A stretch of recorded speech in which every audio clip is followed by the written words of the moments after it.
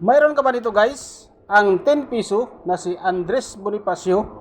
Tapusin ang video guys dahil mayroon itong halagang umabot sa 1,134 pesos point 73 centavos. Ang issuer nito guys ay Philippines at ang issuing bank naman ay ang BSP, Bangko Sentral ng Pilipinas. Mayroon itong period guys na Republic at mayroon date na 1946. Ang type nito guys ay circulating commemorative coins. Mayroong taon na 2013, 1863. Ang balya nito guys ay 10 piso. Ang currency naman ay piso. 1967 ang date. Mayroon itong composition guys na bimetallic, nickel, brass, or sinter in copper, nickel, and ring.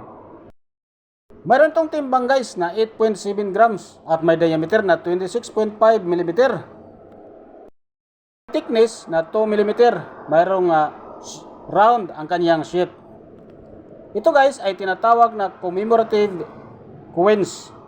Commemorative issue 150th anniversary or 150th birth anniversary of Andres Bonifacio. Ito naman guys ang ating obverse, ang front right facing bust of Andres Bonifacio.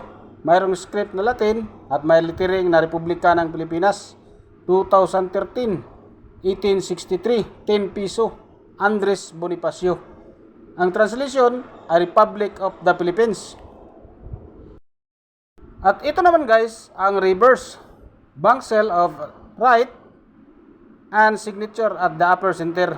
Mayroong script na Latin at lettering, dangal at kabayanihan, 150 years, 1863, 2013, Bangko Sentral ng Pilipinas. Ang translation, honor and heroism, Central Bank of the Philippines. Ang edge dito guys ay rated section. Ang mint dito guys ay BSP Security Plant Complex, Quezon City, Philippines. Mayroon itong ginawa guys na 10 million kapiraso ang ating barya. Guys, dito sa ating inumista.com guys ay mayroon na itong halaga guys na umabot sa 36 pesos ang very fine at 63 pesos naman ang extra fine. 110 pesos naman ang about uncirculated at 140 pesos ang kanyang uncirculated condition. At dito naman guys sa ating selling online sa eBay ay mayroon itong halaga guys na umabot ng 19.10 US dollars. Sa Pilipinas guys ay umabot ng 1,134 pesos point 73 centavos. Pagmasdan nyo guys ang ating barya ay isang napakagandang error. Kung ganito ang inyong hinahawakan na barya guys ay mas mataas pa sa 1,000. Aabot pa yan guys sa 60,000 pesos. Basta guys may napakagandang error. Katulad nito guys sa aking pinapakita na barya. Guys, sipagan maghanap ng mga error coins dahil napakataas ang halaga kapag mayroong napakagandang error. At para ma-preserba ang inyong barya guys na katulad dito guys, ilagay nyo guys sa mga coin capsule guys para hindi magasgasan at maiwas na sa mababang halaga.